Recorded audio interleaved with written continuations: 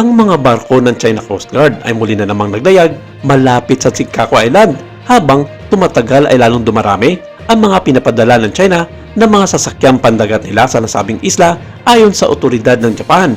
Sa kasalukuyan, ayon sa kanilang datos, may record na ng halos 800 beses na mga barko ng China ang lumapit at pumalibot sa Senkaku Island noong nakaraang taon dahil tinupad ng Beijing ang pangako nito na dagdagan ang kanilang presensya sa paligid ng mga isla.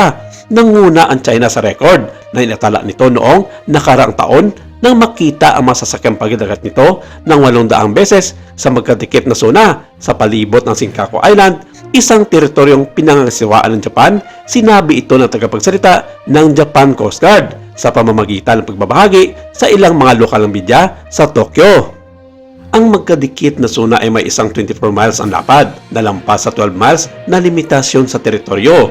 Ang mga bansa ay maaaring gumamit ng limitadong kontrol sa kanilang magkadikit na mga zona ayon ito sa United Nations. Ang Senkaku Island na inaangkin din ng China at Taiwan ay kinabibilangan ng may 5 walang nakatirang pulo at 3 bahura, 105 miles sa silangan ng Taiwan at 254 miles sa kanluran ng Okinawa.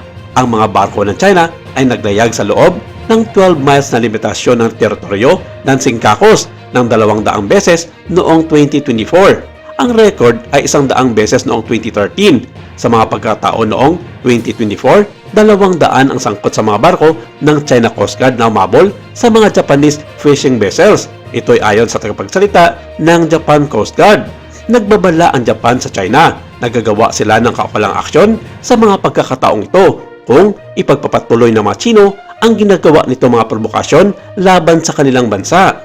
Huling nakapasok ang masasakyan pandagat ng China sa teritoryo ng Japan sa paligid ng Senkaku noong December 25 hanggang sa kasalukuyan.